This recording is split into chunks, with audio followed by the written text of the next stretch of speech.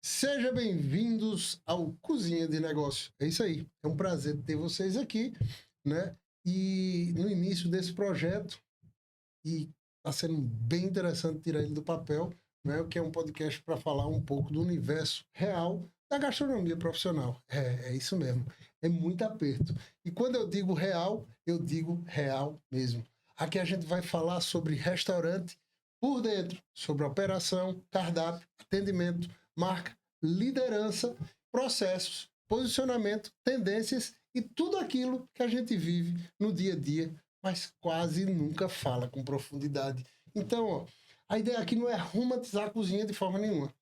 Não é fazer ela bonita como a gente vê naquelas fotos que são maravilhosas. A ideia é trazer conteúdo, visão, bastidor e uma conversa de quem vive o dia a dia na prática, né? Para quem não me conhece ainda, eu sou Beethoven Picuí, sou cozinheiro, empreendedor, estou à frente de algumas operações e projetos gastronômicos e a minha trajetória passa por eventos, passa por marcas, né? Passa por negócios e também por uma raiz muito forte ligada à carne de sol. A gente vai falar um pouquinho disso aqui já, não é? A brasa, a gastronomia nordestina e falar que isso, na verdade, tem um peso muito grande na minha vida, porque é a forma que eu enxergo o produto da carne de sol que eu levo para todo o Brasil, para todo mundo, com identidade e mercado, né? Hoje, além de operações como a Vila Carmela, né, que nós temos em Juazeiro, nós também temos agora abrindo a de Beethoven, né, que também carrega essa história também, e tem um vínculo com o Recanto do Picuí, que eu nunca vou deixar de ter, e quem sabe novidades, né, que a gente solta. Então a gente vai falar um pouco sobre todo esse mercado, né? Os episódios completos vão estar no YouTube, né, lá no canal do Beethoven Picuí, né, e você vai acompanhar vários episódios desse podcast, né, onde a gente vai falar de verdade e trazer um pouco da verdade da cozinha para dentro da sua casa, né? Hoje estou aqui com Igor Henrique, meu primo, lá do Recanto do Picuí, da Torre, nossa matriz, a nossa casa, nossa casinha, onde tudo começou, né, para a gente entrar num assunto que interessa muito, que vive uma gastronomia de verdade, né? Que é esse assunto aqui, ó, como modernizar a gestão, fortalecer a marca e manter a tradição viva. E para começar esse projeto do jeito certo, eu quero trazer essa conversa para junto de você, com muita história, identidade, mercado, visão do futuro e, ao mesmo tempo, mostrar por que o Recanto do Picuí é o Recanto do Picuí, porque tem a história, tem a trajetória que é muito forte, né? Afinal, já são 40... Vamos fazer 45 esse ano. E 5 anos, é isso aí. Igão, seja bem-vindo, né? Você vem representando essa nova geração do Recanto do Picuí, né? Que está com o nome diretamente hoje ligado a essa história, ligado a toda essa atmosfera que o Recanto do Picuí traz para a nossa vida, né? Que trouxe também para a minha. Eu queria que você... como primeiro episódio, programa 01 do Cozinha de Negócio. Que prazer, rapaz, que prazer. Falasse um pouco de você, falasse um pouco da sua trajetória, falasse um pouco do que o Recanto do Picuí hoje vem representando na sua vida e na vida de muitos que hoje dependem do Recanto do Picuí. Que legal, rapaz. Tô muito feliz. Obrigado aí por esse privilégio. Não tava sabendo que era o primeiro, não. Mas vamos aqui entrar com o pé direito aí. E acredito que é um projeto para os amantes aí da gastronomia e que gosta de saber a história verdadeira, né? Acho que a ideia é trazer esses convidados que vivem aí a operação e vamos nos esforçar aqui para passar o dia a dia. Uma responsabilidade, viu? Tá aqui o primeiro a ser entrevistado. Mas vamos que vamos. Vamos que vamos. Nós escolhemos esse tema, né? Porque é um tema bem acolhido dentro de uma história de um restaurante familiar, né? Num restaurante que já vem 45 anos, que já vem trazendo a essência e a escola para muita gente, né? E hoje, você com a casa do Recanto do Picuí da Torre, né, da matriz, vem modernizando, trabalhando uma gestão mais competente, fortalecendo a marca, principalmente nas redes sociais que a gente vê aí desde um documentário que saiu maravilhoso, né? E mantendo essa tradição viva. Eu queria que você mostrasse um pouco, falasse um pouco de tudo isso que vem acontecendo, e eu vou dar logo lenha na fogueira, porque eu começo logo perguntando. Vamos embora. Né? E essa primeira pergunta é: quando as pessoas ouvem falar do Recanto do Picuí, o que é que você sente que elas ainda não entendem da história da marca do Recanto do Picuí? Começou com uma pergunta pequenininha aí, pense. Mas acabei não me apresentando. Sou neto, assim como o Beethoven, dos fundadores dessa grande marca aí, Recanto Picuí, que levou as pionerias de carne de sol à mesa, né? E tenho o prazer aí de estar tocando uma das unidades, inclusive onde toda a história começou, né? O que lembra, assim, o que eu acredito que o cliente que convive ali, que frequenta o Recanto Picuí, que muitos deles são mais do que clientes, viraram amigos, né? Que acompanharam toda essa trajetória e já tem gerações, né? Filhos, netos deles consumindo. Acredito que eles não sabem, todo mundo vê ali a gente feliz e fazendo o que gosta, acha que tudo são flores, né? O que eu tenho certeza que eles não sabem é todos os percalços vividos, né? Desde as quebranças dos nossos avós, dos nossos pais, né? Das discussões familiares para poder levar o negócio à frente. Eu tenho certeza que eles não sabem ali que para o Recanto do Picuí estar de pé e sustentado e se vir naquela carne de sol, teve muito percalço e desafios a ser passados, né? Eu talvez não peguei os iniciais, desde como decidir a marca, desde qual prato colocar, qual o tamanho da carne, não peguei esses iniciais. Venho vivendo alguns hoje, mas tenho certeza que nossos pais, no caso, e nossos avós, viveu bastante dificuldade para poder deixar esse nome virar essa grande marca que é hoje, que bateu o nome Picuí, opa, tem carne de sol de primeira aqui. Então, acredito que o cliente e parceiros e amigos aqui não tem noção das quantidades de dificuldades que existiu. Inclusive, fica o convite aí. Quem quiser assistir, chama-se Rota da Carne de Sol, nosso documentário. Lá a gente tenta expressar um pouquinho. Tem participação do Beethoven aí, que viveu demais essa história, contando um pouquinho dessas dificuldades. Acho que é isso. Na verdade, a gente tem uma marca que, como você falou, né, naquela época nasceu de cultura, nasceu de necessidade, nasceu de luta, de raiz, né? E muitas vezes, quando um negócio nasce assim, ele carrega uma outra substância, né? Mas o importante é que tudo isso, na verdade, passa e a marca continua trazendo a referência que sempre trouxe, que sempre vai trazer, e a gente vai sempre honrar e zelar por ela, porque isso eu acho que é o nosso objetivo de vida. Sim, eu acho que essa longevidade, na verdade, só vem mesmo se conseguir ultrapassar esses obstáculos, né? Eu acho que é o que faz. Porque se não ultrapassou, é porque não tem longevidade, acaba ali, né? Então, 45 anos não teria como não ter partes de difícil situação, né? Isso a gente está falando de 45 anos já de Recanto do Picuí, a gente também está falando de uma nova geração, né? Você, na verdade, eu e você, nós fazemos parte dessa nova geração. Eu ainda não tenho nem essa idade, viu? Mas nós seguindo a escadinha, a gente está na mesma linha, né, de herança, né? Porque hereditária a gente tem nossos avós, nossos pais, e a gente já vem trazendo, né? Na verdade, isso pesa mais, isso inspira mais, isso cobra mais, ou vem tudo misturado? Eu confesso que eu tento demais carregar, apesar de não ter... Eu acho que a parte de sofrimento mesmo eu não vivi, não sei se você defende dessa tese. Eu tento tentar lembrar que teve uma parte de muita dificuldade, vovô, dos nossos pais, para que eu zele muito e não errar. Então, carregar toda essa tradição, essa história antiga, para mim tem um peso, que é, rapaz, se eu errar o que eles erraram, eu estou fazendo feio, entendeu? Então, tento fazer o possível de acertar tudo que eles acertavam e melhorar o que teria para melhorar. Então, sim, para mim eu não vejo como facilidade, acho que tem esse peso, mas graças a Deus, por a gente ter nascido dentro disso, eu acredito que tem coisa que pulsa na veia. Tem muita coisa que eu faço lá, desde com a relação com a equipe, e quando eu vou desabafar com o pai o que está acontecendo, o avô já vinha fazendo, eu não estava criando nada não, entendeu? O estilo de relacionamento com a turma, a forma do acolhimento, da cultura da empresa, isso aí eu acho que pulsa na veia da gente, né? Hoje mesmo a gente estava almoçando, você se levantou para me servir, até e antes fez, é de família mesmo, entendeu? Então, eu acho que uma coisa que talvez a gente leve com leveza é porque a gente carrega isso no sangue. Acho que essa parte é leve. Mas a responsabilidade de entregar não só igual, mas melhor que aquilo, tem um peso. Tem um peso. Sim, na verdade, herdar uma história já é pesado, né?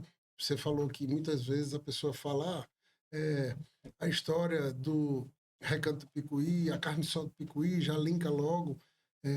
Eu até terminei de escrever um livro, né? E quando eu começo a falar da carne do sol, né? E começo a falar do Recanto do Picuí em si, na verdade, o Recanto do Picuí trouxe a carne de sol para a cidade de Picuí e virou bandeira, né? Porque hoje, quando a gente fala de Picuí, quando a gente tem a lembrança de Picuí, automaticamente a gente já linka a carne de sol como a bandeira de Picuí, né? E dentro do Recanto do Picuí, né, o que a gente olha e diz assim, o que é que a gente não pode perder de jeito nenhum? Se mexer ali demais, deixa de ser o que é. Entendeu? O que é que a gente não pode mudar dentro do Recanto Picuí? Rapaz, eu acho que vai linkar um pouco dessa resposta que eu fiz anterior, que eu acho que é o grande diferencial nosso. É lógico que o produto que a gente se viu, e isso aí é único, todo mundo come. Essa carne de sol é boa, mas não é do Recanto do Picuí. Então, como a carne de sol é a carne de sol do Recanto do Picuí. Mas eu acredito, inclusive foi a experiência que eu vi na prática, com essa gravação do documentário, de ver os relatos, é ver que vai além do produto. Vai da nossa forma de acolhimento, que até hoje mesmo a gente ouviu um outro nome que representa o que quer dizer, a forma de hospitalidade que a gente faz, a forma de servir, né? Possa ser que várias pessoas façam o mesmo método de cura, as mesmas assadas, mas a nossa energia que tem de cuidar, de tentar botar o melhor pedaço para você, de botar o melhor talher que seja para você cortar essa carne, eu resumo a uma palavra curtinha ali, mas eu espero que vocês entendam aí que o nosso acolhimento é diferente. Eu acho que isso aí é o grande diferencial e não pode deixar de existir na gente. O que eu acho muito interessante, que nós estávamos conversando antes, né, no almoço, é que esse acolhimento ele não se restringe somente ao cliente, né? Esse acolhimento ele não se limita. Então, o colaborador também tem esse acolhimento, né? Como você falou, não, nós não fazemos confraternização de fim de ano, porque eu prefiro fechar o restaurante no dia do aniversário dele e o nome do meu evento no aniversário é Afago, Isso. né? Então, isso traz uma referência fantástica. Não é só com o cliente, como se diz, é com o colaborador e com o fornecedor. Hoje, já faz alguns anos que nossa avó nos deixou, mas até hoje eu recebo, essa semana mesmo, fornecedor de galeto, chego lá, não tem. Todo mundo consegue transmitir demais esse afago, outra palavra que nossa avó transmitia para todo mundo. Então, como eu digo, a gente não está inventando nada, não. Só estou repetindo isso e é desde a equipe. Porque aí, se a gente faz isso com a equipe, de feito cascata, ele faz com o nosso cliente. Nosso fornecedor faz com a nossa equipe, porque a gente faz com o nosso fornecedor. Acho que esse é um dos pilares aí principais aí que não pode deixar de ter lá. E o que foi que você entendeu que precisava mudar, né? Principalmente para a marca não envelhecer e não viver somente de lembrança, né? Porque a marca ela nunca parou, né? Graças a Deus, 45 anos aí aos trancos e barrancos, abrindo casa, sempre com lojas às vezes abertas, fechando, mas sempre com lojas abertas, né? Nós temos sempre o nome do Recanto do Picuí à disposição da gente, né? Porque sempre tem um lugar para nos acolher. E o que foi que você entendeu assim que precisava mudar dentro desse operacional, né? Porque você, como você não contou um pouco da sua vida, mas você também buscou outros caminhos, né? Foi aprender processos em outros lugares para também trazer um pouco dessa história e também, como você diz, eu tenho que aprender como é que se ganha faz dinheiro certo no restaurante. Verdade, verdade. E, na verdade, a gente nasce lá dentro e é normal a gente repetir do jeitinho que a gente tá vendo. A gente vê demais a equipe fazendo, nossos pais fazendo, nossas vós fazendo daquele jeito, eu vou fazer desse jeito, certo? E aí eu me apaixonei por isso, eu fui buscar um pouquinho fora se realmente essa paixão tinha futuro, né? Porque às vezes a gente se apaixona pelas coisas erradas, não nada, né? Aí fui para a Banda do Sudeste ali, vi algumas práticas e vi uma coisa que realmente a gente não fazia. E eu acredito por conta de um zelo de manter daquele jeitinho que era. Até eu recebi uma história de vovó, de quando a Tio Zé Liba abriu a unidade aqui em Recife. Ela recebeu uma ligação do cliente que veio dizendo: pô, eu comi lá, isso aqui não tava bom, não. O pai disse que não queira receber a ligação de volta de vovó sobre esse não padrão, não. Sim. Então sempre teve um cuidado muito grande, tem que ser desse jeito para não errar, porque esse nome foi construído, você tá usando esse nome, mas é para fazer certo. E eu acho que esse autocuidado que tem que existir, não estou dizendo que não tem que existir, trouxe uma centralização onde eu tenho que fazer tudo. Né, onde eu vou fazer questão de fazer a carne, de fazer a sal. Meu pai, eu assisti demais fazendo isso. O exemplo que eu estou dando é de fazer a carne. Imagina que tinha todas as atividades. Era cozinha, era escritório. E descendo para o Sudeste, eu vi, para o negócio andar aqui, o cabo não dá conta de tudo, não. Tem que saber delegar. Tem que saber escolher pessoas que fazem melhor do que você, inclusive. Então, desde quando eu abri a loja, eu fiz questão de conseguir trazer pessoas onde eu confiasse que ela fizesse. Confesso que não foi uma coisa fácil. A gente que já saiu de uma situação muito crítica e não quer voltar para ela, a gente zela demais para que dê certo. Então, sim, você confia, mas rapaz, a responsabilidade final vai ser minha. Não é tão fácil, né? Mas eu entendi, foi o momento que eu disse, isso aqui precisa mudar. Não dá para centralizar, porque senão o negócio não cresce. Eu não consigo fazer tudo. E eu acho que é uma das coisas que fez a gente estar tendo o resultado que teve aí nessa reabertura de 3 anos. Né? Eu realmente confiei, eu tenho uma pessoa que é responsável pela cozinha, eu tenho uma pessoa que é responsável pelas carnes. Então, eu acho que é um dos maiores pecados que a gente teve. Entendo, porque existia um alto zelo daquele sustento, e eu não podia deixar numa mão de uma pessoa que não sabe a importância daquilo para mim. Né? Entendo a parte deles, mas eu acho que faz a gente não crescer. Essa é a minha opinião. Na verdade, você trabalhar uma marca é você filtrar, não repetir o passado com o que não deu certo, né? E preservar o que deu certo e seguir adiante. Eu acho que esse é o grande caminho de fortalecer mais ainda a marca e manter a tradição, porque a tradição tem uma história e essa história ela vai ser sempre contada, né? Isso. Então a gente também tem que equilibrar isso. Lógico que eu falei, acho o gargalo maior. Lógico que aí tem toda estratégia para mim conseguir fazer essa delegação. De tipo, a pessoa que vai fazer ali, ela precisa saber de tudo que a gente passou, qual é o padrão e por que esse padrão e qual é o nosso melhor. Pronto. Depois que ele entender tudo isso, é que a gente vai deixar ele estar fazendo isso só. Só que eu acho que nem essa oportunidade não existia muito, né? E quando você fala assim de padrão, a gente também já linka uma perguntinha que é muito importante, né? Saindo um pouco da memória, né? Porque a gente já está falando sobre história, sobre memória, a gente vai adentrar um pouco mais dentro do restaurante, não é porque nome sozinho também não segura restaurante, né?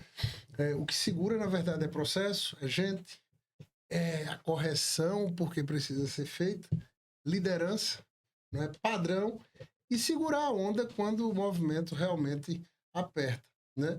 E quando eu trago essa história, né, de uma forma diferente, a gente adentrando dentro do restaurante, eu já chego logo. Você chega no restaurante hoje, o dia começa, o que é que mais pesa na sua cabeça, não é? Quando você entra dentro da operação e ela exige aquilo tudo que principalmente você que hoje opera só, né? No dia a dia, você um dia você é estrategista, outro dia você é quem monta o cardápio, outro dia você na verdade, você está abraçando todos os setores dentro de um só, né? O que é que mais pesa nessa estrutura? Primeira coisa que eu tenho que fazer, assim, tipo alguma coisa. Isso eu acho que vai de etapas. Por exemplo, quando eu reabri lá, aí eu chamo a etapa de chão de fábrica. A minha preocupação era que a loja estivesse pronta para abrir, né? Até eu sair dessa etapa, que eu realmente tivesse uma turma de liderança ali, de supervisão, de gerência, que conseguisse me entregar a loja aberta, vai. Então, acho que são etapas. Tem que ver a etapa que você está no negócio. Inicial, preciso que esteja tudo prontinho para o cliente entrar aqui e comer. Desde estrutura, de praça de cozinha, de salão, equipe quantitativa certa. Depois tem outra etapa.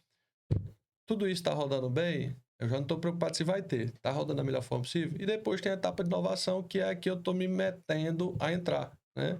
Hoje, minha maior preocupação, hoje, quando eu abro a loja, é que a cultura esteja viva. Que a cultura estando viva, quando a gente fala cultura, turma, além da comida, né? A forma como que eu quero que o cliente se sinta ali, a forma como eu quero que o ambiente esteja, o que eu quero na experiência do cliente ali. Então, para manter essa cultura, aí é se envolver com pessoas. Então, é o que eu fico mandando em pessoas. E a outra etapa que eu tenho é levar cliente para dentro da casa. Então, eu fico, meus pilares de preocupações principais. Tá tudo ok aqui para funcionar, eu só fiz botar uma etapa maior de inovação. Antes era preocupar se eu tenho a quantidade de gente certa. Agora não, agora eu quero saber se a quantidade de gente está entregando da forma que eu preciso que entregue. E a outra, levar cliente dentro para casa, que aí é marketing, que foi o que você comentou aí pela frente, que a gente está se esforçando para amplificar cada vez mais aí esse nome.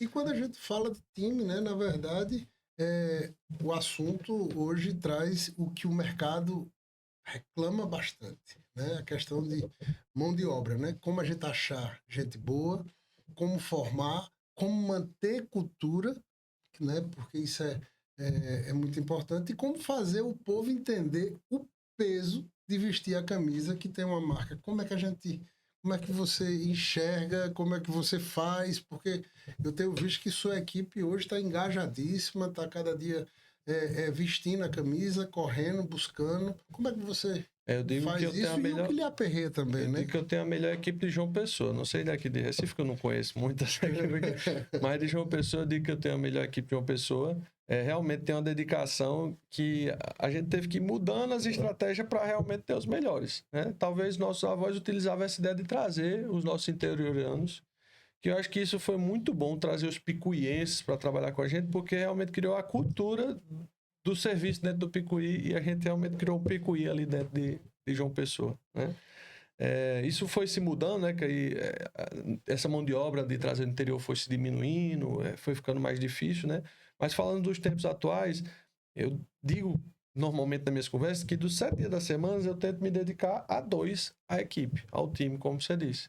Porque todos os dias a gente precisa dele para montar salão, para atender cliente, para receber mercadoria e fazer compras. Só que em nenhum dia da sua semana, você como responsável principal da casa, você se dedica a ele. Se dedicar a ele, eu digo, recrutando, fazendo captação, seleção, batendo um papo, um assunto normal, pessoal, desenvolver ele. Não desenvolve. Então, eu me esforço muito para ter esses 2 dias. Confesso que toda semana eu consigo fazer isso? Não. E para achar pessoas, onde é que você está achando? Eu costumo dizer que tem 8 bilhões de pessoas no mundo. A gente não acha um para trabalhar com a gente, ou 30. O negócio você não para ir atrás dele. Esse mês mesmo, normalmente a minha faixa de seleção é de 30 a 40 entrevistas por mês. Eu já ultrapassei já na primeira semana, porque eu estou precisando de uma manutenção da equipe, de uma reposição e aumentar a quadra. Mas aí a turma não vai atrás, não quer conversar e realmente não acha não, porque tem que falar com muita gente para achar uma que tenha uma cultura parecida com a nossa, que aí a gente já está falando mais ou menos aqui, uma cultura de acolhimento, de humildade, né, de querer sobreviver, né, prosperar, talvez seria uma palavra. Tem isso? Tem. Agora a gente vai conversar com ela para tirar. Agora a gente vai conversar com ela para tirar talvez os vícios do trabalho ou o pensamento com relação ao trabalho, que trabalho é trabalhoso, é dificultoso, que não vale a pena. A gente vai tirar isso. E eu vou me dedicar primeiro a ele, para depois ele se dedicar a gente. Porque ele já vem com o seguinte pensamento: eu vou vir aqui para trabalhar para esse cabo, só esse cabo vai ganhar. Não pode ser assim. Primeiro ele tem que ganhar para depois ele fazer eu ganhar. Tem uma tendência no momento que está muito forte, né? Que o trabalho tem que ser um lugar de segurança, né? Então, hoje, você que tem seu restaurante aí, se liga nessa tendência, né? Porque muitas vezes a sua funcionária, ela está sofrendo agressões em casa, ela está sofrendo vários problemas que não consegue se resolver de pronto atendimento, e o lugar mais seguro que ela tem é dentro da sua empresa. Então, ó, se liga aí, porque isso aí pode ser muito importante. Muito. Lá eu falo assim, que lá tem que ser bom. Porque se lá não for bom, você atrapalha toda a sua casa. Lá eu digo o restaurante, a empresa, né? Se a empresa não é boa, o casamento se acaba. Se a empresa não é boa, entra no mundo errado, então tem que ser bom. Ao contrário, a gente consegue acolher. Se na casa dela não estiver bom, ela tem refúgio lá, né? A gente tem casos de tirar pessoas de droga, de fazer voltar um casamento. Como também, infelizmente, acabar, acontece isso, essa assistência tem que existir. Hoje não fica mais por questão de dinheiro, não. Hoje se vê realmente que eu tenho uma qualidade ali, realmente eu sinto que eu tenho importância ali. E sobre a questão de mostrar a importância do Recanto do Picuí, Isso a gente tenta repetir demais essas histórias, mas eu tenho a felicidade dos meus próprios clientes conseguirem transmitir isso para os funcionários, entendeu? Os próprios clientes mostram a importância do tamanho da casa, aí eles fazem, vixe, mas isso aqui tem peso, isso aqui tem peso. E aí vai andando que seja no meio, oxe, você trabalha no Picuí, e a pessoa, oxe, peraí, isso aqui. E aí eles mesmos vão reconhecendo esse tamanho do brand que foi formado aí, Sim. talvez organicamente, por essa trajetória, né? O que ajuda muito a gente conseguir formar um time que se fidelize. Mas essa fidelidade que você vem assistindo, que a gente vem fazer lá, é simples. Eu me dedico a eles, e eu, quando eu digo a minha liderança, se dedicar mesmo, de conseguir resolver o primeiro problema deles, resolve a gente. Aí funciona essa troca. Uma coisa interessante que a gente estava conversando no almoço hoje, né? Porque a gente almoçou junto, tá? Nós estamos juntos desde 11 horas, então agora são 4 horas. Isso. Você pode estar assistindo aí, pode ser 10 da noite, ou pode ser a hora que for, mas a gente almoçou hoje. Não, e se a gente se juntar para não comer, tá? Então, a gente estava conversando no almoço, né? Porque o que eu achei interessante e é um insight bem legal é que muita gente procura, muitas vezes, o profissional pronto, né? E você estava me dizendo que tinha contratado uma pessoa para ser churrasqueiro esse período, né? Esses dias, e ele veio da construção civil, né? Então ele nunca teve nenhum contato com churrasco ou com cozinha profissional e nada. E você trouxe porque se ele aguenta o serviço da construção civil, churrasqueiro vai ser fichinha para ele, né? Você me disse isso. A gente acaba criando alguns perfis ali que deu certo na função de acordo com os espelhos anteriores que a gente tem. E eu cheguei a essa teoria que acaba que pegou uma construção civil, principalmente no Sudeste ali, que as obras são mais arrochadas, aguenta fichinha. Aí vai criando esses protótipos que a gente vai acertando um pouco mais e vai criando um cara crachá, vamos dizer assim, e aí vai ficando parecido o perfil do setor que aguenta. Porque você há de convir para mim, é arrochado o negócio mesmo. Dentro do podcast, nós vamos ter 3 quadros, que esses quadros vão ter em todos os episódios, né? E nós vamos agora começar com o primeiro, que são perguntas rápidas, de resposta também rápida, de pronto atendimento, para a gente poder entrar no assunto, mas também lhe colocar na fria de vez em quando. Né? Eu tô vendo. Vai ser a verdade, não dá nem para pensar, não. E eu queria trazer para você a primeira pergunta, que é: tradição demais atrapalha a inovação? Não. Não. Certo. Cliente sabe mesmo o que quer? Não. Restaurante familiar mistura emoção com gestão mais do que devia? Sim. Cardápio grande demais é falta de clareza? É. Olha, se liga, porque o sim e o não diz muita coisa, viu, nesse momento. Esse quadro, na verdade, é para isso. É para a gente deixar muito claro o que serve e o que talvez não sirva, né? Porque, ó, faca na tábua. Gostei. O nome do quadro é Faca na Tábua. Gostei. Então, quando a gente traz um pouco, a gente já falou sobre tradição, a gente já trouxe um pouco para o nosso meio, falando de time, falando de gestão, né? Eu queria que você falasse do Recanto, da marca, não é?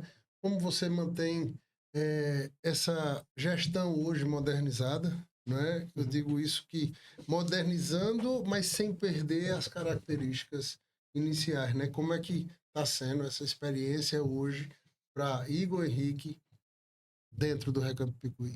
Eu percebi demais que a gente precisava profissionalizar o negócio. A estrutura familiar é muito bom, trouxe sustento muitos anos para a gente, mas para a gente ter um negócio saudável e ainda mais longevo, porque ai de me dizer que não foi longevo, acho que passou 10 anos já é arrochado, cabe segurar, passou disso, já pode dizer que enfrentou várias estações aí e dificuldades.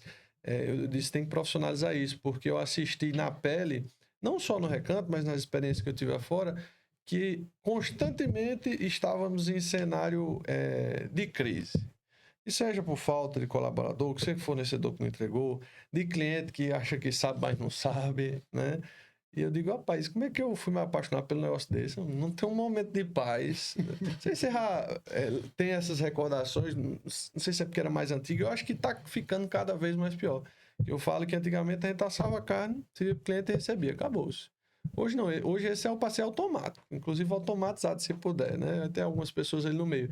Hoje a gente se preocupa com gestão de pessoas, com inovação, como você diz, com tecnologia, com marketing, tá? O leque de responsabilidades aumentou demais. Não é para menos, a exigência também ficaria mais. Eu disse, rapaz, eu vou entrar num negócio desse que está ainda mais complexo. Para ter problema, não. Vamos profissionalizar isso. E aí foi onde eu tentei trazer inovação. Quando eu disse profissionalizar, é tentar criar os processos e trazer o mínimo de técnica possível. Não entenda técnica de realmente trazer um robô para trabalhar, não. Mas que um formato que eu monto a sequência de serviço na churrasqueira já é uma técnica. Né? Como é que a comanda sai do lado da carne assada se o cabo aqui monta a carne crua? Uma besteira, vamos pegar a impressora, no meu caso lá eu tenho uma comanda individual na cozinha, e botar lá tentar trazer essa técnica. E graças a Deus eu nasci com essa preocupação de tentar fazer melhor. O que eu posso fazer melhor hoje? O que eu posso fazer melhor hoje? Isso eu fui rodando todo o setor, cada setor, desde a recepção do manobrista que recebe, e para mim isso é um pilar de inovação, eu profissionalizando os setores, né? A parte ali do restaurante mesmo, de cozinha, de salão, de bar, de delivery, a gente já está bem dedicado assim, estou aplicando agora isso no administrativo. Então, acho que essa busca por inovação remete com a seguinte pergunta: como eu posso fazer melhor isso? E até quanto isso? Eu acho que é infinito. E isso ajuda a ficar mais leve. A gente consegue dar conta de mais coisas. Hoje mesmo eu tenho uma equipe bem reduzida. Em domingo mesmo, que é o nosso dia da feira, como diz lá, e eu termino e falo, eu tenho o melhor mesmo, que a gente segura uma pancada dessa e o povo acha que a gente tá dançando balé aqui, e no sabe? final tá todo mundo rindo. Tá todo mundo rindo, achando graça, foi bom. Diferente do que eu assisti em São Paulo. No meu primeiro trabalho que eu fiz lá em São Paulo, terminou o dia, uma operação também, mais de 600 lugares, e a casa girou 3 vezes. O gerente olhou pra mim, rapaz, você viu a quantidade de BO que a gente pega aqui? Eu disse, você tá achando normal, ué? Isso é todo domingo, isso aqui não pode não, a gente não pode normalizar. Acaba que a gente normaliza porque fica dando murro de ponto de fraca, não usa as estratégias corretas, e aí não consegue resolver, vamos deixar assim mesmo? E isso aí também gera um problema muito sério, né? Porque eu acredito que você já passou por isso, né? Em algum lugar onde você está num restaurante, até num dia de domingo, o movimento está fraco, o funcionário está assim e diz, graças a Deus que hoje não tem movimento, né? Eu já presenciei isso e, assim, é triste a gente presenciar porque a gente vê que ele é pago com aquilo que está sendo gerado, né? E quando o cara fala, graças a Deus que hoje não tem movimento porque ele não quer se cansar de trabalhar, aí pesa, Eu né? tenho um exemplo oposto disso para contar, foi semana passada. A gente tem alguns efeitos rebotes. Eu já tentei estudar, eu estou há 3 anos, quase vai completar agora, 36 meses estudando.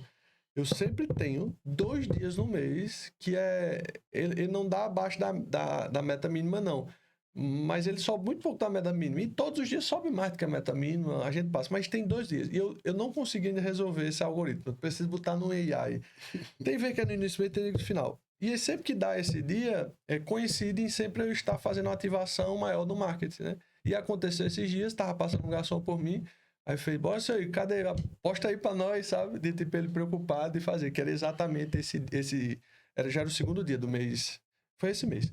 E aí eu disse, não, rapaz, a gente gravou ontem, vai sair. Então a preocupação de querer trazer mais, né? Aí já é estratégia de gestão, de como é que eu faço para que ele entenda que ele ganha também quando vende mais. A cultura está né? muito bem alinhada, né? Tá, e aí tem remuneração também envolvida. Se ele não tiver participação hoje, ele não faz. A gente trabalha domingo a domingo. Se o cara não tiver alguma coisa que, pô, eu tô trabalhando mais, mas eu vou ganhar mais, sabe? Por que a equipe são menos pessoas e dá conta? Porque sabe, se tiver mais pessoas, a fatia do bolo vai diminuir, alguma coisa desse tipo. Tem que ter essa estratégia. Eu tenho notado aqui, ó. Nós temos até um aqui, ó. Eu tenho notado que vocês. Eu vou até puxar para essa câmera aqui, para ver se Dá dando para ver aí, ó. mostra aqui, ó. Cachaça. Essa aqui é a cachaça, né? Cachaça do Recanto do Picuí. Igor trouxe algumas aqui, eu vou guardar, porque eu também beber as 3 hoje aqui não termina nesse podcast. Rapaz, eu confesso que eu fui com o pai, rapaz, no podcast. O cara abriu as cachaças. Se você assistir depois dos 40 minutos, o desmantelo tá ganhando. Ainda bem que pra onde ele foi, eu acho que não tinha lei seca, porque se nós tomar duas doses... Era do lado de casa, era do lado de casa. Então, você está trabalhando a cachaça, tem um vinho personalizado com a própria marca, né? Como foi que nasceu essa visão, né, de fazer o Recanto sair da mesa, né, e ocupar outro espaço na experiência do cliente? Uhum. Eu já tinha percebido que, na verdade, a gente começou vendendo carne só in natura. Então, o cliente sempre buscou o nosso produto. E aí, fazendo em visita a alguns restaurantes, eu percebi que tinha aquela onda do vinho, onde todos os restaurantes tinham o vinho com seu rótulo, mas a gente depois entendeu que era só o rótulo, que não tinha um produto bom. E aí, a onda recente que tá, recente não, né? Mas eu acho que ano passado ainda tava muitos restaurantes colocando, era da cerveja. Eu disse, rapaz, a gente tem que ter um etílico dentro da casa que faz trabalho. A gente já fazia trabalho com outras marcas. A gente tem uma unidade em Bananeiras que o pessoal do Brejo consome bastante cachaça. E meu pai é um garoto propaganda aí da soube cachaça. que lá o camarada bebe de graça e não paga, né? A conta...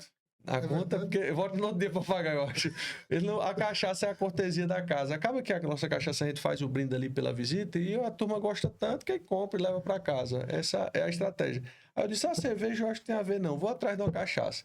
Aí fizemos uma licitação de 3 engenhos para ver qual que representava bem a gente. Chegamos nesse, o grande diferencial é que a gente faz a compra anual e deixa ela descansando pelo menos 6 meses. Esse descanso deixa ela bem mais palatável.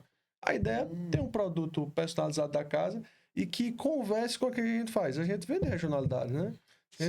Cachaça tem muito a ver. Fora a cachaça, fora o vinho, né? Aí também tem a carne de sol, você tem a lojinha. Tem a lojinha, tudo ao outro ladinho, farofa, a gente brinca lá, que tiver lá nós vendemos, não tem isso não. O cara faz questão, ele come, acha muito bom e quer ter o prazer de fazer isso em casa, a gente faz. O vinho já não foi da regionalidade, não. Foi uma necessidade. Acho que vale a pena contar aqui que a turma é do segmento. Eu só funciono no período do almoço. Mas eu não tenho a cultura de uma carta de vinho. Eu tentei botar uma carta de vinho intermediária, uma carta de vinho mais de vinho de combate, e não funcionava. Mas eu percebi que tinha aquele cara que queria tomar a taça. Eu disse, eu vou pegar esse problema e vou trazer uma solução. Vou trazer um vinho que eu acho que combina com a nossa casa, que é um vinho de qualidade, e que vai levar o nome da casa. Quem quer tomar sua taça vai tomar, quem vai ficar curioso porque leva o nome da casa vai tomar. Eu aumentei a venda dos vinhos com isso, entendeu?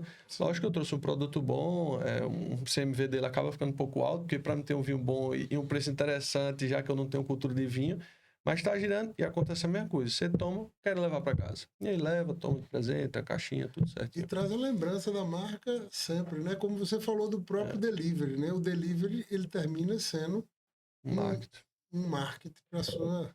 Né? Você trabalha, vamos lá, 800 entregas, 1000 entregas mês, semana, o que for. Você tem 1000 pessoas que vê sua marca em casa e instiga para... Compra, não faz, está passando... esses relatos eu escuto de alguns amigos rapaz, eu fui pegar na portaria, tava subindo no elevador, aí a marca estampada ali, é uma marca que se comunica só, né? Eu até fiz esses testes, eu tirei o nome Picuí e botei só o boi para ver. O pessoal faz, é do Recanto Picuí, é do Recanto Picuí. O pessoal fala, oxe, o Recanto Picuí é da onde? Então, já é uma mídia ali, indireta e com prova social. Não sei se você tem esse hábito, mas tem alguma comida na portaria, você vê, ou pode ser que é meu segmento, eu faço isso. Sim, né? sim. Eu gosto de ver qual é a marca para ver da onde tá pedindo, da onde tá funcionando. É uma cilada, né? Porque às vezes tá pedindo que é barato, né? Que não é nem bom, né? Mas aí a nossa marca passa na sacolinha ali, gera curiosidade, acaba a pessoa indo no salão ou pedindo por delivery. É um marketing, eu acho, ali que vale a pena investir nele. E a marca é muito forte, né? Você vê, nós fechamos aqui em Recife o Recanto em 2010, né? Então, já temos 16 anos sem o Recanto aqui em Recife. Provavelmente, em breve, se Deus quiser, a gente está reabrindo, mas onde eu chego hoje aqui em Recife, quando o pessoal, Picuí, era do Recanto Picuí, a primeira coisa que a pessoa traz à mente, além do boi, é a musiquinha. Ah, é? Porque aqui em Recife rodou muito tempo na Globo, então a pessoa já Recanto do Picuí, no jantar e no almoço, qualidade, bom gosto, pronto. Então a musiquinha, aqui eu tenho inúmeras pessoas que me cantam essa música, né? Então você vê como a nossa marca ainda é forte. Eu recebo gente lá de Recife no restaurante que comenta, e na pelada, no 10, não sei o quê. O pessoal tem essa memória ainda viva, é muito impressionante, porque a gente tá falando de 16 anos, né? É impressionante. E isso é uma coisa que traz uma notoriedade de marca muito forte. Porque Eu acredito que é muita energia, foi muita energia botada, foi pela gente estar sendo, mas foi tanta energia botada que aí reverberou e o povo viu que fazia com muita garra, com muito amor e enraizou mesmo nas pessoas. Quando a gente fala de Recanto Picuí, na verdade, não vende só comida. O Recanto Picuí, a marca vende história, memória, símbolo, né? E o jeito que o cliente enxerga olhando esse boizinho aí é de muita tradição, muita lembrança, muita credibilidade, né? Porque isso é importantíssimo. Vamos para o segundo quadro? Vamos. Esse segundo quadro, ele se chama Verdade na Cozinha. Né? E verdade na cozinha, na verdade, são respostas mais duras. Elas podem até ser rápidas, mas um pouco mais sincera, né? Hoje eu vim para cortar o que vier, né? Então, eu queria que a gente tivesse um quadro que arrancasse boas verdades. Né? E as Se você me permitir, eu já vou botar o nome nele. Aí você vê se é a próxima. O outro foi faca na tábua, né? Foi. Esse vai ser garfo no prato. Vou botar o garfo no prato aqui para mim conversar com você, entendeu? Já vou anotar aqui o nome do segundo quadro agora. É garfo no prato. Então, vamos embora. E eu queria trazer isso para vocês com pergunta. Agora, pode falar a verdade, pode meter o pau. Qual é a maior verdade sobre a equipe que ninguém tem coragem de falar? É muito repetitivo os seus trabalhos nela. Acho que a verdade é essa. E, por exemplo, meu gerente hoje, a gente se encontra e faz 2 meses que a gente corrigiu isso. E tinha dado certo. Faz 2 meses que a gente corrigiu isso e tinha dado certo. Eu disse, ele mesmo é ciclo. Vamos de novo, aí a gente ganha mais 2 meses. É tipo isso. É muito... São pessoas, não são robôs. O robô, ele aprende ali e faz. Então, constantemente, você vai estar passando pela mesma situação novamente. E olha que não é porque são novas pessoas, não. Porque o turnover é alto, então com outras pessoas, não. Eu acredito que são pessoas, estão organizadas, vivem situações na casa da gente. Minha sugestão para essa situação é esteja ciente disso e que é o osso do ofício ali. Né? Primeira vez que você está escutando donos de restaurante falar a verdade sobre isso, porque é muito importante. O cliente que senta no nosso restaurante... Posso achar também que só é na minha. Na verdade, o cliente que senta no nosso restaurante, ele senta, ele tem a experiência boa, mas quando acontece qualquer coisa hoje no mundo das mídias sociais, acontece alguma coisa no restaurante, muita gente enxerga apenas o erro do restaurante e, poxa, tiveram vários restaurantes que acabaram com sua vida por causa de um simples detalhe, uma simples mensagem, ou a gente tá toda hora propício a errar, né? E eu acho que mais importante do que o erro é a forma de corrigir isso, né? Então vamos lá para a segunda pergunta que a gente falou sobre a equipe, né? Vamos falar sobre cliente. Qual é a verdade sobre cliente que restaurante aprende apanhando? Rapaz, eu tô aproveitando a tábua na faca, tentando falar o que vem na cabeça. Existe uma pré-leitura do cliente quando ele entra. A gente faz uma leitura dele para tentar ofertar o que realmente ele é o melhor para ele. Entendeu? Eu acho que o cliente não sabe disso, que ele entra na loja e a gente já faz uma leitura. E olha que eu não estou dizendo com julgamento, não, de saber se eles têm dinheiro ou não tem dinheiro. Mas lá na minha gestão, a gente se esforça bastante de conseguir entender você para que você tenha o melhor consumo e retorno. Meu interesse é esse. Né? Tem outros que têm estratégia de vender o máximo possível, né? Não, meu interesse é que realmente aquilo for melhor. Por isso que eu respondi antes, na tábua lá, o cliente sabe o que quer, não sabe. É porque ele não quem conhece a casa sou eu. Agora, depois que ele não é cliente, que ele é acionista da casa, aí ele sabe. Na verdade, existe uma diferença muito grande entre aquele cliente que chegou, que às vezes você direciona um garçom a vender mais, né, porque vai aumentar o ticket, né, e você às vezes só tem esse cliente uma vez, né? E diferente de você atender ele, de você trazer hospitalidade para ele, de você servir o que ele necessita apenas e manter esse cliente sempre na sua carteira de clientes, seus domingos, nas suas segundas e por aí. Como eu acho que acredito que aqui tem bastante pessoas de negócios assistindo, vou dizer que essa foi uma polêmica que eu resolvi no ano de 2025. O meu pilar de acolhimento do Estado dado era muito grande. Então, muitas vezes a gente tinha a oportunidade de fazer uma venda a mais e eu dizia para minha equipe, não, é comida demais, faça uma venda a menos. Isso era um pilar de quando eu abri. Só que depois de participar de tantas coisas, meu amigo, isso aqui precisa dar certo, isso aqui precisa sustentar, tem seus custos.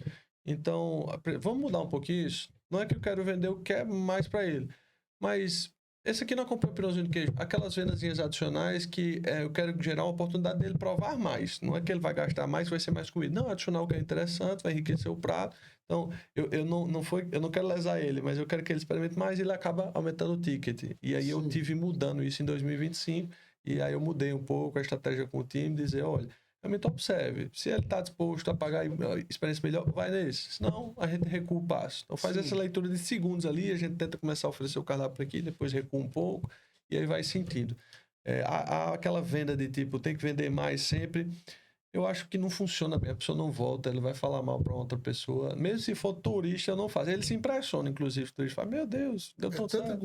Eu não fui lesado aqui, porque normalmente o cara é turista, o cara quer no gogó dele, né? E aí tem dado certo isso. Eu acho que, por mais que ele veja uma vez só, mas ele vai comentar com alguém que talvez mora lá e volta. Entendeu? Sim, eu vou fazer eventos em São Paulo, no Paraná, e toda vez quando a gente começa a conversar, que fala Picuí, eu fui no Recanto Picuí em algum lugar, sim, com a gente e tal. Rapaz, eu comi muito ali é muita comida, porque a gente traz a fartura, né, para a mesa, né? E qual a verdade sobre tradição que muita gente romantiza demais? É que eu acho que tem umas dores que foram vividas que muita gente tenta fazer poético, romântico, principalmente se envolver família, e não é tão assim, né?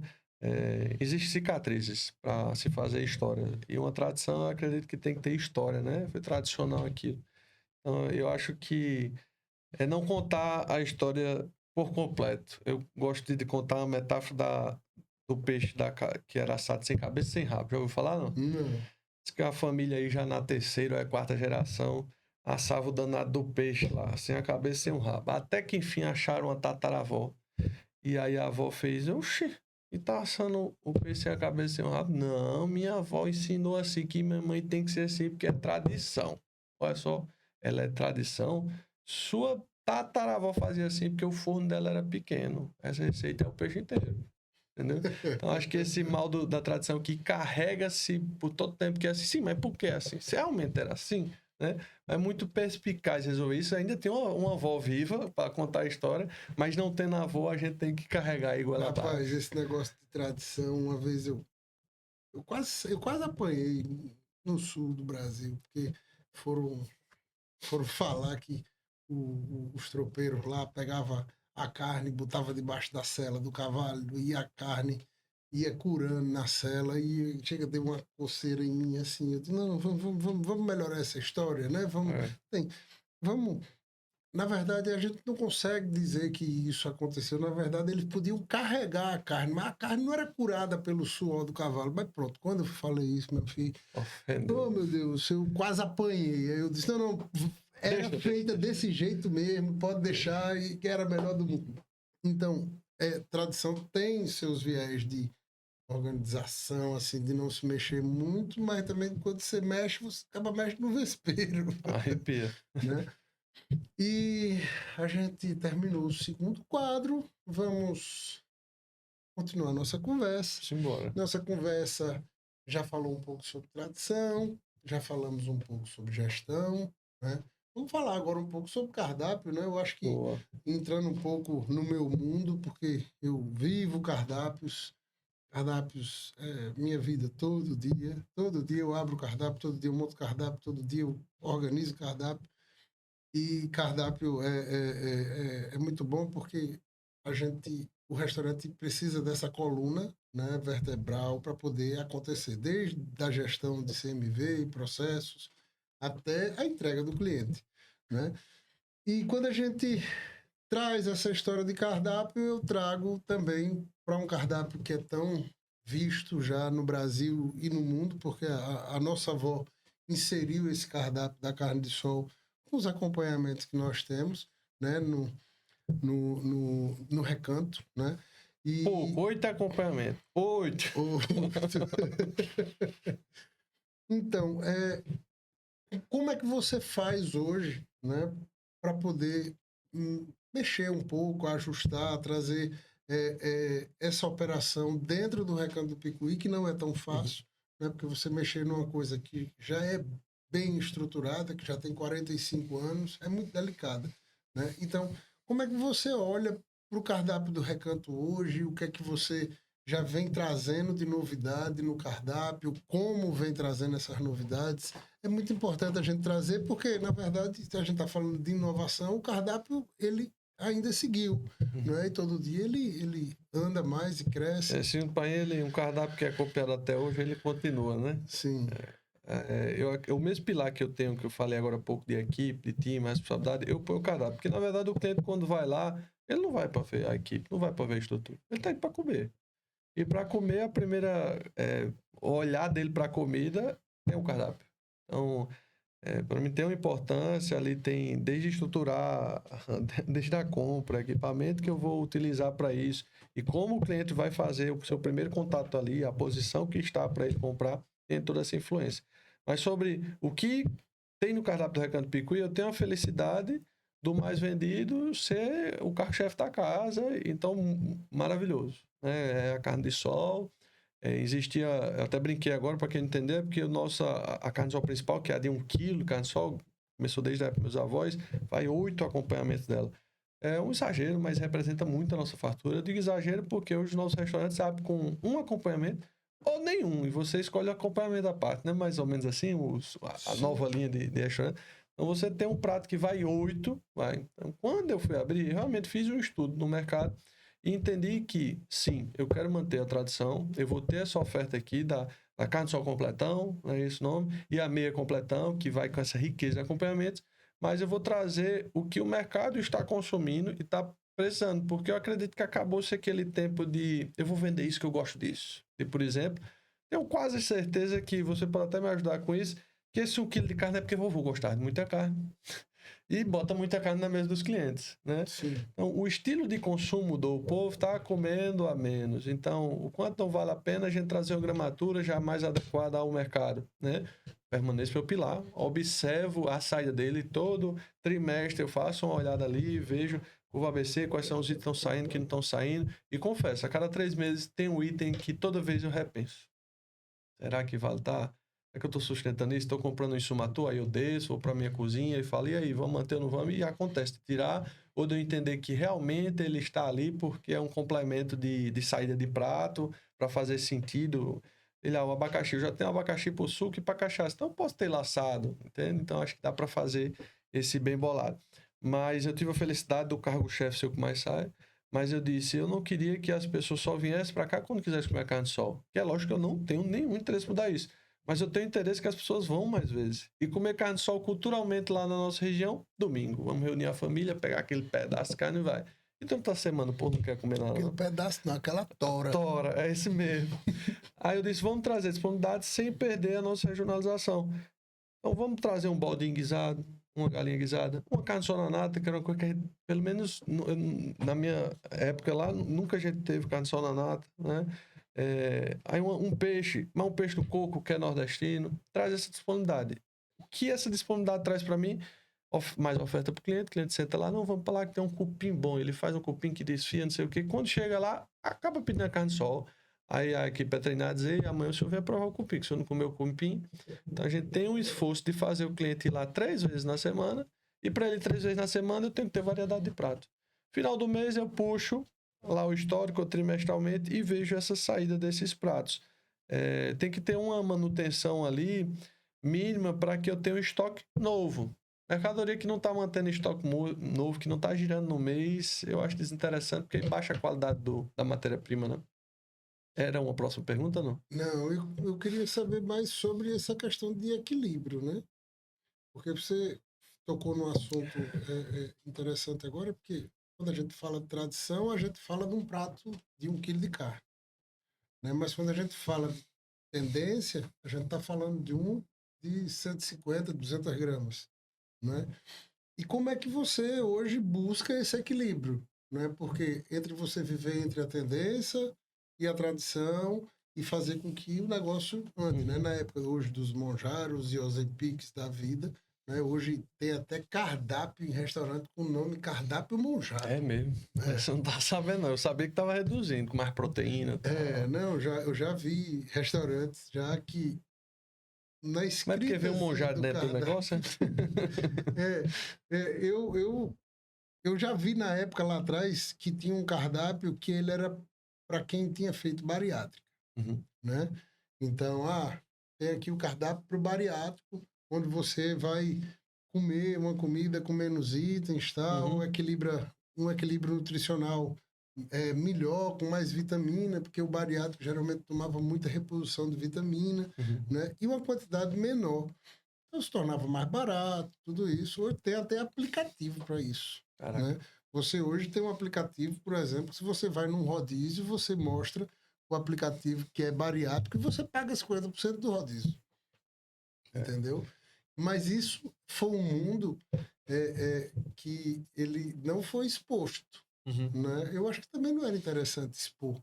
Né? Imagina a quantidade de pessoas que chegaram no restaurante hoje mostrando um documento que ninguém sabe a veracidade dele, dizendo que é bariátrico para pagar 50% da conta. Então, também não... E, enfim... As tendências vêm, algumas vêm para ficar, algumas são só modas. Nessa minha reabertura, eu já tinha identificado que as famílias tinham diminuído. Então, por que o completão nosso fazia sentido? Uma tora de carne, um quilo de carne. Porque as famílias eram grandes, era um casal com muitos filhos, aí já tinha os namorados dos filhos, as famílias estão diminuídas. Né? Nem os filhos têm, vão para os pets e tudo mais. As famílias estão diminuindo, então tem que ter uma porção adequada para ela. Porque ainda há algum tempo a gente segurou aquela tese. É muita comida, mas vai embalar e levar para casa. Se segurou por muito tempo essa tendência, que o cara vai garantir a janta e tal. Depois, não, quero levar para casa não, quero comer o justo e pagar o justo. E aí o meu cardápio foi calculado nisso. Pra você ter noção, eu tenho 5 posicionamentos na casa. Você sabe a loucura que é isso. Alguns são múltiplos, então eu tenho de 250, o de 200, o de 350, 700, meio quilo e 1 quilo. De meio quilo faz de 1 quilo, de 350 faz 700. Tem as réplicas ali. Mas na cozinha, a operação é muito difícil. É lógico que isso aqui para a carne de sol. Os meus outros cortes que não são as saídas principais, como picanha e maminha, não. Eu deixei já igual ao mercado. Uma sugestão para 2, 3 pessoas, 350 gramas. Para 4 pessoas, 700 gramas. Uma gramatura um pouquinho, talvez, a mais do que o mercado, para ainda ter o meu pilar de fartura, né? Mas que a pessoa vai pagar um preço justo e vai conseguir comer tudo ali e tá ok, e tá satisfeito. Então, eu acho que o pilar tá aí no meio. Eu mantenho aquela tradição, vou tentando entender. Por exemplo, uma das maiores polêmicas que foi lá na abertura tem acho que uns insumos que é cargo-chefe na casa, além da carne de sol, o pirão de queijo, a paçoca de carne de sol, a farofinha d'água, essas são as chaves ali. E o pirão de queijo sempre completou na meia carne de sol completa. Mas o danado do mercado, que se inspirou no cardápio da gente, não sabe foi o pirão de queijo, não vende o pirão de queijo. E o pirão de queijo é um insumo caro pra gente fazer. É leite, é queijo, E aí o pessoal ficava comparando o preço do meu prato, que o pirão com o dele. Eu disse, eu vou oferecer o prato sem o pirão, porque eu vi que tinha gente que não queria o pirão, né? Sim. Aí, para o pessoal entender isso, mas o pirãozinho não vinha. Não, mas esse outro prato é mais caro. Eu digo, entendeu por quê? Porque é o pirão. E aí, depois criou a opção dele à parte para poder pedir esse pirão com outra carne. Então, tem esse estudo de entender o que realmente é tradição, o que faz sentido vender, que realmente não é um prejuízo para casa e que o cliente vai ficar muito saudosista em ter. Né? Foi o inverso, na verdade. Eu empanhei o meio, não ia o pirão, e eu botei o meio com o pirão, porque os clientes pediam. Foi o inverso, na verdade, lá. Como também ver essa inovação. Eu já venho estudando já há alguns meses essa ideia do cliente monjaro, vamos dizer assim, que come menos. Acredito que veio para ficar. A gente tem tudo para se adequar a isso, porque parte desse cliente que quer comer menos é ele comer uma comida natural e nutritiva. E a gente tem o prazer de dizer que a gente praticamente tem 0 coisa processada lá dentro. Entendeu? Então a gente já tem insumo suficiente para isso. É uma adequaçãozinha que vai num pilar pesado, que é o do fartura nosso, de um prato com menos proteína. Por exemplo, meu executivo, que talvez era para ter a 100, 150 gramas no mercado, tem 200 gramas ainda, entendeu? A gente já vem escutando esse cliente. O que está acontecendo eles estão pedindo um prato que seria para uma pessoa e consumindo para 2. Então, o próprio cliente conseguiu ter essa saída aí. No meu delivery, reina-se isso, né? Aí é lógico que operacionalmente falando é ruim, dá um prejuízo para casa, porque o tempo que eu gasto para montar um prato pequeno, eu montaria para 2, então eu ganho a melhor equipe. Aí nos finais de semana já não faz sentido, talvez, ter esse prato individual. Tem todo esse estudo que é cardápio, né? Cardápio vai além do produto, né? É um estudo de consumo. Acho que outra pergunta que você fez rapidamente é como é que eu faço para controlar todos esses itens saindo? Tem que ter um estudo. Por exemplo, quando eu fui lançar a peixada, eu sou um restaurante na Brasa, que ainda não vai pedir peixe aqui. Tem toda uma estratégia para o povo viciar nesse peixe. Desde preço, desde comunicação, desde mídia que eu faço nele.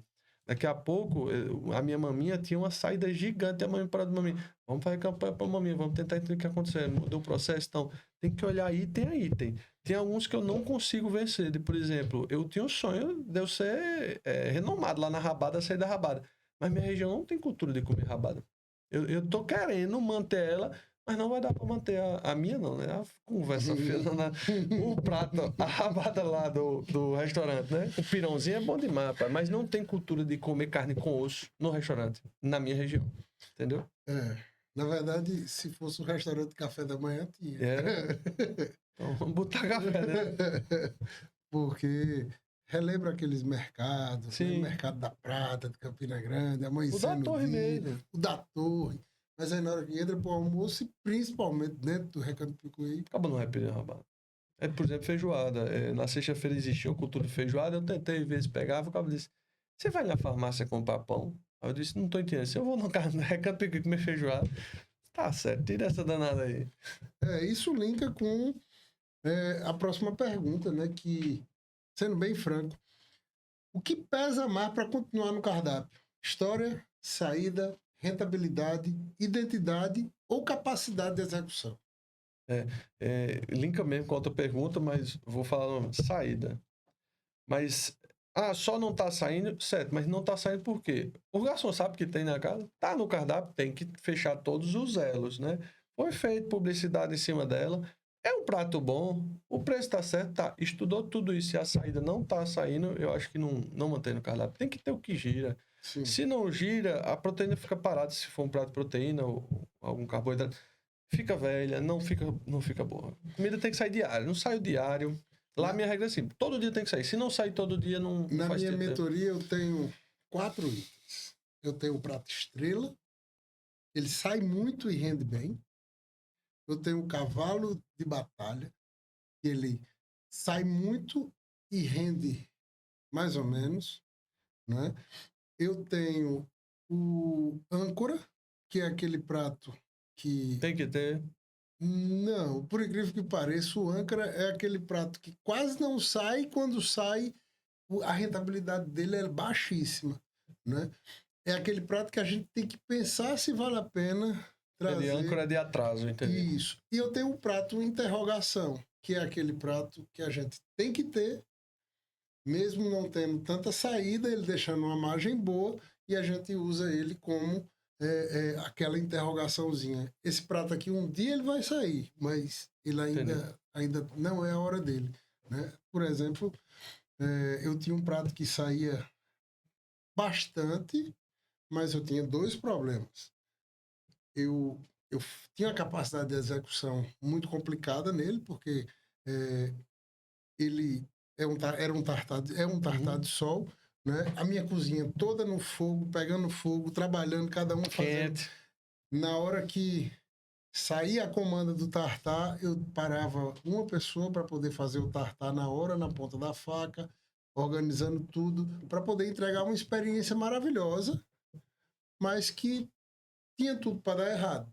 Né? Imagina você num domingo com a casa extremamente lotada, você tirar uma pessoa só para fazer um tartar. Peraí, é um prato que entrega uma experiência massa, mas é muito melhor eu ter ele num evento, de eu ter ele no menu degustação, numa coisa já direcionada, do que no cardápio. A gente tirou. Isso.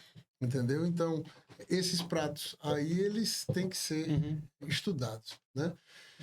E a gente continua, né, na nossa conversa, trazendo essa história de cardápio, porque o cardápio, ele linka muito a assinatura de uma casa, né? E eu queria trazer o terceiro quadro fixo já, porque a gente já está terminando, já está no finalzinho apenas, mas... Rapaz. 1h10 Já? anda bem rapidinho. E falando o que gosta. A gente veio com faca na tábua, o garfo no prato. Sabe que você bota o garfo assim para conversar?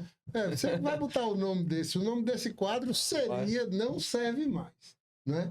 Que seria aquele quadro um pouquinho mais duro, né? Que a gente vai falar sobre o que realmente não serve mais dentro da cultura do restaurante. Que já deu, né? Que já cansou. Então seja o quê? Colher no lixo. Né? Vamos pensar, deixa eu ver as perguntas. O que não serve mais na gestão do restaurante? Que não serve mais na gestão do restaurante? Rapaz, eu acho que... não sei se você já ouviu essa história, mas eu ouvi uma história que a qualidade da mão de obra que vinha... Essa é para ser ligeira também, não? É por causa do tempo, né? A gente não... A qualidade de mão de obra... Isso eu tô falando muitos anos atrás. Se você ia pro mercado, se você era forte, você ia pro exército. Se você era inteligente, você estudava direito ou medicina. Eu tô falando aí com. Aí sobrava uma qualidade que não era inteligente e não tinha força. Era meio duvidoso assim. O cabelo era meio... ia pro comércio. Era uma mão de obra que a gente não conseguia resolver com muita comunicação e nem tinha muita força. Então tinha um estilo de gestão no grito mesmo. É tanto que os episódios antigos que a gente via de cozinha era na base do grito, era no ignorar essa tamada. Não serve mais. Não serve mais. Eu tenho certeza que não é só no setor do restaurante. Mas no restaurante a gente assistisse demais, carregou demais essa cultura pela mão de obra que não era inteligente, talvez não tinha força. Estou falando muitos anos atrás. Maria, cuidado com esses cortes aí, pelo amor de Deus. Sim, sim. E aí teve que ser assim, firme e forte, sabe? Grosseiro e arrochado demais para desenvolver. Hoje não. Hoje quem trabalha com isso é porque gosta disso. Depois da pandemia, eu acredito que a pessoa disse, eu morro fácil demais, então eu quero trabalhar com o que eu gosto. Então quem tá ali é porque gosta. Então tem pessoas, muita gente, tem pessoas muito fortes. Então, bota essa colher no lixo aí que... O que não serve mais em liderança de equipe? Né? Porque a gente falou ali, o que não serve mais, eu acredito que seja a arrogância, muitas vezes a prepotência de vários gestores, né? Porque a gente está falando aí de um gestor que, às vezes, humilha um funcionário, faz isso e aquilo, que isso eu acho que não serve mais no restaurante, né? Mas, tratando de liderança, o que é que não serve mais em liderança? Eu acho que o líder que não resolve mais, o que é que não serve mais? Não sei, eu acho que existe uma teoria que o melhor exemplo de liderança é o de Jesus aí, para quem é cristão. Jesus, ele ia na frente para mostrar como é que se fazia, ia no meio para mostrar que era igual a todos, e atrás para não deixar ninguém desvirtuar, né? Acho que não serve mais na liderança se você não souber praticar um desses 3 pontos. Tem muita liderança que vai só para mandar apontando. Papai, tem que mostrar um exemplo ali, né? Não, tem que mostrar que tá no meio dele, tem que mostrar para onde vai. Então, liderança de um pilar só, será que eu posso dizer assim? Né? Esse exemplo, essa metáfora de vida, que é muito real e que vai. Como também a dosagem disso. Eu já tive em equipe que a pessoa ela tinha o pilar de trás muito elaborado, que é exatamente de não deixar ninguém desvirtuar. Só que naquele momento eu precisava de ter ele lá na frente, mostrando para onde vai. Ele não tinha o perfil disso. É um puta cara que é uma das coisas mais difíceis que eu acho em líder, é você fazer um líder realmente liderar e não ficar fazendo para o outro. Esse líder é bom, porque ele faz para mim. Não faz. A gente faz pelo exemplo, você sabe como é que faz, para você entender que é necessário, mas tem que ter a voz ativa, comando. Né? Tem líder que ele não quer ser questionado e ele termina fazendo o serviço do liderado. Não sei se chama de líder. Então é isso. Eu acho que não comanda mais saber estar num ponto só desse. Tem que ter os 3. E o que não serve mais em cardápio? Rapaz, eu tô tentando puxar pra parte escrita, falando cardápio. Porque de produto a gente já falou. Se não vende, não serve mais, né? Mas eu vou botar por ordem de preço. Vixe, Maria. Acho que serve mais não. Antigamente tinha isso, né? Bota o mais barato, mais caro, eu dou mais caro pro mais barato. Não, moço, tem outra lógica. Eu vou deixar para o Beethoven dizer se quiser. Outra lógica, vale muito mais a pena para você essa sequência. Mas antigamente tinha isso. Era o precinho ali, bem bonitinho, a escadinha. Quando a gente fala de cardápio, a gente fala assim de do óbvio, né? Por exemplo, hoje tem toda a engenharia de um cardápio. Quando você vai montar, você monta os petiscos, geralmente na entrada, não sei de quê, e o camarada pega a porção de batata frita e bota assim, estampado no cardápio, né? Cara, batata frita não precisa vender. Ela já se vende só. Só baixa, só baixa chegar duas crianças numa mesa, 90% das vezes o primeiro pedido é uma batata frita. Então, quando eu digo assim, o que não serve mais em cardápio é trabalhar com óbvio, listar para o preço, fazer com que a gente mude um pouco, né? Esse processo. Na verdade, a gente tem que ser mais inteligente, né? E o nosso cliente, como a gente já falou, é a terceira vez que a gente vai falar isso. Ele, quando chega na nossa casa, ele não sabe o que quer. Não é? Por mais que tenha vindo indicação, eu ouvi falar que tem um cupim aqui. Sim, mas como é ele? Qual o tamanho que ele é? Então ele vai ter que saber. Acho um cardápio muito bem azeitado, além de melhorar a venda, você consegue fazer a organização da casa fluir muito bem. Né? Desde quando ele abrir, ele entende, aqui são os petiscos executive peças. E já tem alguns gatilhos ali, que você bota alguns preços ali pra... Eita caramba, aqui. O cara quando abre o carro fala, meu Deus, é de graça aqui? Não, a gente tem um preço justo ali. Não tem estratégia, desde o que fica em cima, fica embaixo, lado direito, esquerdo. Tudo isso tem uma essência, entrelaçado com o operacional, né? Porque aí você bota aquilo ali, aquilo começa a sair que só. Eu fiz já alguns testes na prática, nesses 3 anos, eu tinha já o conhecimento de engenharia de cardápio, e eu subia, de brincadeira mesmo. E eu mesmo manipulava, questão da economia, eu mesmo manipulava a edição do cardápio ali, eu subia um item. É notório, muda o consumo assim da água pro vinho. Muda demais, sabe? E você que está aí, especialista aí com o canal de YouTube já, o canal do Recanto pegando fogo, todo dia gravando. Conversador que sobe bexiga. Conversador que sobe bexiga. Ninguém imaginava que esse menino ia ser conversador. Aí até os 18 anos eu não falava não, era encabulado. Vivia assim, ó, calado, mas sempre foi uma águia, sempre foi muito inteligente. O que é que não serve mais no marketing gastronômico? Mostrar o que você tem para vender, porque o povo vai pegar no dia de finado, vou fazer propaganda com o nomezinho de finado ali, a carne de sol, dia de finado, feliz dia de finado. Não, a publicidade é tudo, você oferecer tudo sem ser o seu produto. Agora mesmo, você falou, a gente tá no canal do YouTube, eu fico lá só falando, tem o carne de sol, tem não sei o que, não. Vimos aqui para Recife, gravar uma coisa que no final terminou parecendo que era a história da casa, mas não tem. Então, você cria autoridade, curiosidade, as pessoas, rapaz, vou ver esse doidinho ali que tá falando. Então, acho que publicidade vai além de você mostrar o seu produto. É lógico que você tem que comunicar o que você tem, que eu tenho uma carne assada na brasa, que tem a história, tem que comunicar. Mas a venda não vai vir eu mostrando aquela carne de sol. Sabe? Vai vir talvez eu fazendo como o vídeo que mais estourou aí no nosso YouTube foi eu fazendo carne de sol com meu pai, sabe? Era completamente sem compromisso a feita dessa carne, né? E acho um dos pilares aí, a gente falou aí de time, falou de cardápio, porque eu misturo o cardápio como produto, para mim. E aí essa outra ponta aí que é o marketing aí, para poder trazer a turma para dentro de casa.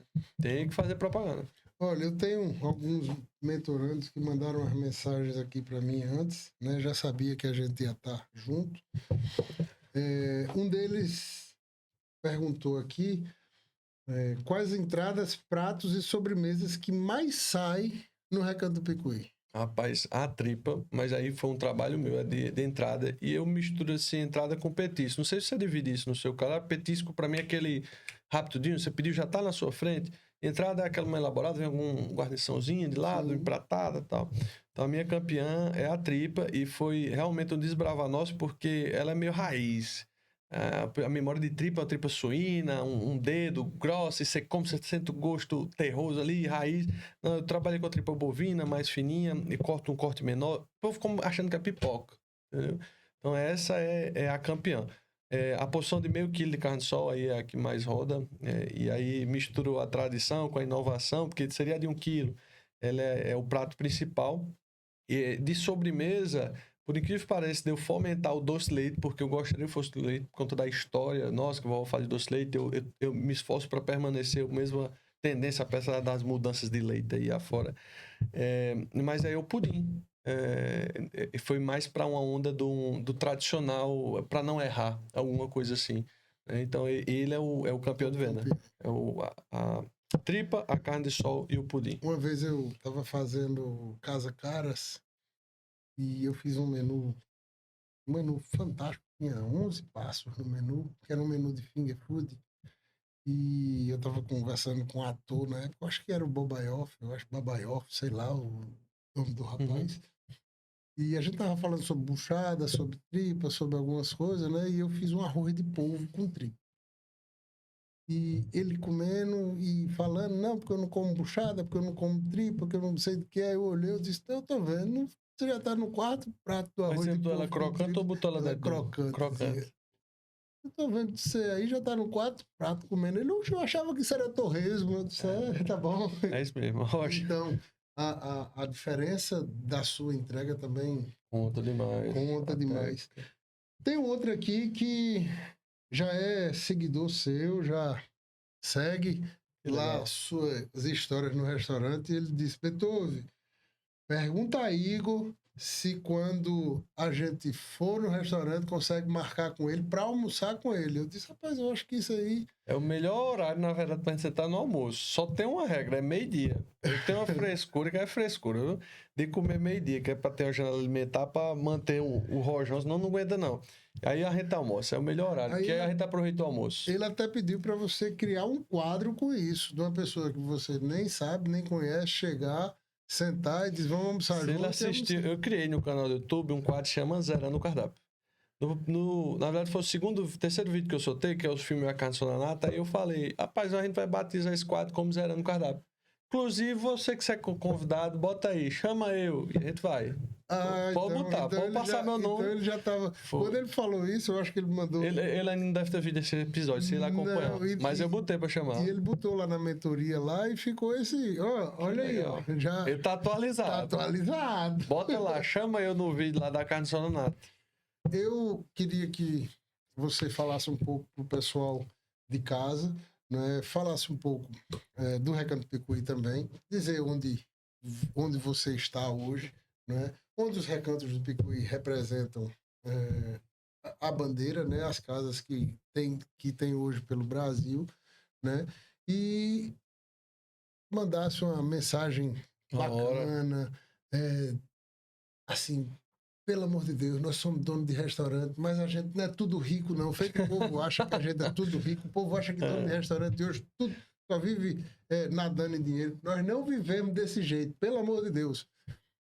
Rojão. E trazendo um pouco para poder o pessoal começar a assistir, né? O primeiro episódio, então, desculpa se tivemos alguns detalhes aqui. Melhorando cada vez mais. Né? Então, vai ajustando. Manda a tua mensagem. Mano, primeiro eu agradeço novamente, viu, rapaz? Fiquei feliz demais de a gente conversar. Espero depois retornar aqui, deixe a turma vir. O negócio estiver grande, né? Eu acho não, já é grande. Chegar aqui, já ter, por mais que tenha um cafezinho ali. Passar umas imagens, documentário ao vivo. O povo falando, olha aqui, ó, tá. Vamos devagarzinho. Primeiro começa, depois melhora. A frase é essa mesmo. E eu acho que é um dos recados que eu queria deixar aqui. Eu confesso a vocês que às vezes quando eu vou num canto assim, agora hoje mesmo, a gente foi numa cozinha cheia de inox, uns equipamentos, eu digo, rapaz, eu tinha aberto uns 4 restaurantes só com essa cozinha aqui. A gente se cobra um pouquinho, dizendo, rapaz, os caras estão falando isso e eu não estou vivendo isso na operação. Calma, o cara quando vai fazer um prédio de 30 andar, ele vai primeiro o alicerce e vai devagarzinho, etapa a etapa. O que eu posso dizer é, se for apaixonado por isso, pode arrochar. Agora, sempre está procurando melhorando. Como esse pilar de cardápio, como o pilar de pessoas, sempre buscar melhorar. Porque se for ficar no meio, realmente vai ser bem frustrante. Aí, além de não ter esse dinheiro que o Beethoven diz, vai ser uma saúde mental também não ter, né? Então, sou apaixonado por isso, quero viver disso, acredito, vale a pena, tem que ter muita resistência. E quando você faz o que você gosta, você passa pelo desafio mais fácil. Mas aí tem que buscar como é que vai passar por isso, né? Eu tenho a felicidade de estar no Recanto Picuí, aí uma história com mais do que minha idade, 45 anos, e apaixonado por isso, e afirmo, vale a pena. Essa história é buscar melhorar, você consegue fazer um cenário de... Eu gosto de fazer isso aqui. Como, por exemplo, hoje me retirei da operação lá, uma quarta-feira, e a gente fez 2 ou 3 captações por aqui, depois de uma trajetória vivida. Você não sabe nem quando a captação vai dar aquilo lá que nós gravamos hoje. Não sei. A gente ia fazer 2, aí virou 3, porque o conteúdo foi longo demais, né? Tô ali na unidade da Torre, lá em João Pessoa. A gente tem Campina Grande, tem Bananeiras, que é meu pai, tem a nossa tia que é lá em Termais, que leva o Recanto Picuí e essa carne disso aí, que virou patrimônio aí do Brasil, com a assinatura de Picuí, não é isso? É isso aí. Acompanha nossas redes lá e vamos arrochar aqui no canal. A gente começa assim e vai fazendo com muita vontade e dando muita informação. O cara ganha tempo, viu? Ouvindo essas coisas. É um atalho, né? É um atalho que é muito importante e seguir com quem viveu de verdade, que eu acho que o propósito aqui é esse, né? Isso. Tem muita gente aí vendendo, né? Hoje a gente estava até conversando, às vezes, sobre o olhar de fora para dentro de alguma operação nossa, e principalmente você falando, poxa, eu estou precisando trazer, às vezes, alguém de fora para mostrar um olhar diferente, mas hoje a gente tem que ter muito cuidado com esses olhares de fora, né? Principalmente com consultores que se dizem consultores, que o mercado está cheio, né? Pega uma pessoa com a dor, se comunica bem ali, aí a estratégia é tentar pegar referência, um colega ou outro que conheceu e que entregou. Se o cara entregou o resultado, da mesma forma que tem muita gente boa entregando. Né? Igão, obrigado demais por participar junto aqui com a gente, né? É uma honra estar gravando esse primeiro episódio com você. Depois, quem sabe, trazer o Henrique para botar lenha na fogueira dele. Aí bota 3 horas. Né? Esse bastidor, na verdade, ele é muito bom porque a gente divide visão, processo. Na verdade, você vem mostrar um pouco mais da marca, né, da história e da verdade que a gente tanto quer apresentar para todos. Né? E você que acompanhou aqui, ó, esse episódio, muito obrigado. Né? Lembrando que os episódios vão estar postados lá no canal do YouTube do Beethoven Picuí, lá mesmo, onde você aprende a fazer a carne de sol. É isso mesmo. Vai estar lá. Esse aqui, se Deus quiser e Deus assim permitir, vai ser o primeiro de muitos. Né?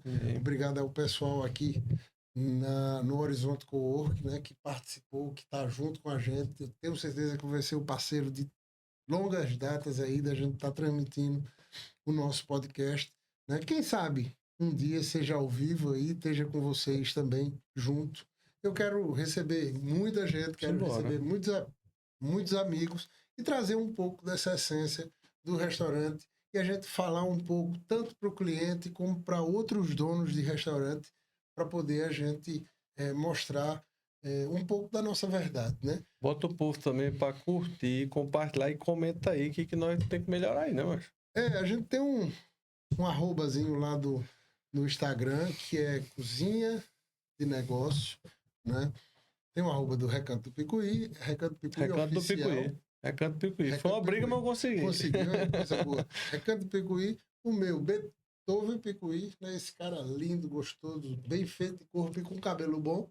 Então, vamos lá, que Deus abençoe você e, ó, valeu. Valeu.